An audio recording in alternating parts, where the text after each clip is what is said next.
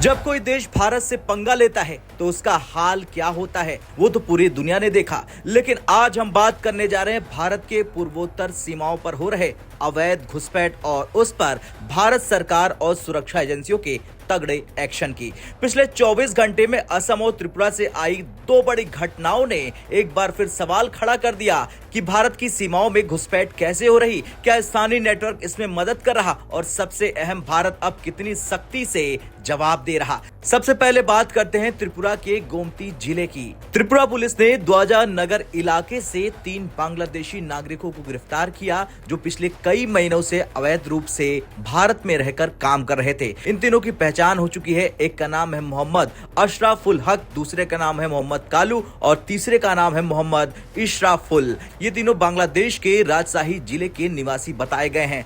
Police जांच में सामने पाया गया है कि ये तीनों व्यक्ति बढ़ई का काम कर रहे थे, लेकिन चौंकाने वाली बात यह है कि इनके पास कोई वैध पासपोर्ट नहीं था, कोई वीजा नहीं और न ही भारत में रहने या काम करने की कानूनी अनुमति। यानी ये तीनों पूरी तरह से अवैध रूप से भारतीय क्षेत्र में मौजूद थे।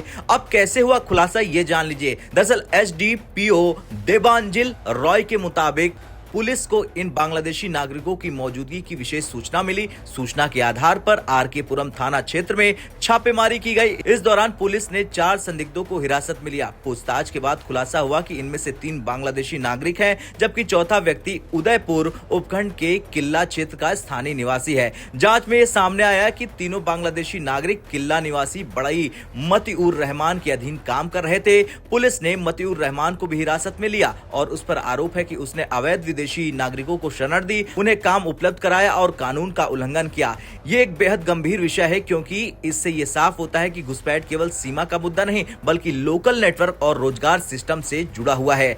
एसडीपीओ देबांजलि रॉय ने बताया कि पूछताछ के दौरान तीनों बांग्लादेशी नागरिकों ने खुद स्वीकार किया कि वे रोजगार की तलाश में बिना किसी वैध दस्तावेज के अवैध रूप से भारत में दाखिल हुए। यानी मामला पूरी तरह से क्लियर कट अवैध घुसपैठ का है।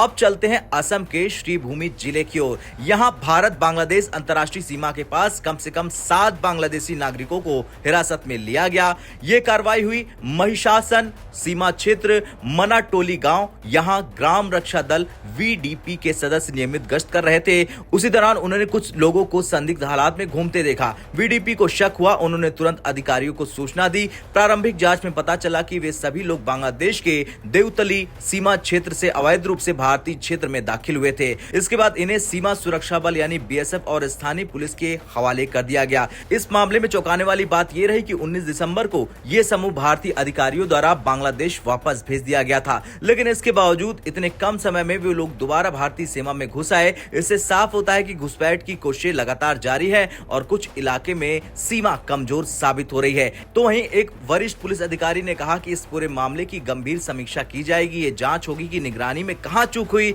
और क्या इन लोगों को किसी स्थानीय व्यक्ति की मदद मिल रही है। महिषासन सीमा क्षेत्र को पहले भी संवेदनशील इलाका माना जाता है, इसलिए अब सुरक्षा बढ़ाई जा रही है, गश्त तेज की जा रही है और बीएसएफ पुलिस और वीडीपी के बीच बेहतर तालमेल पर जोर दिया जा रहा है।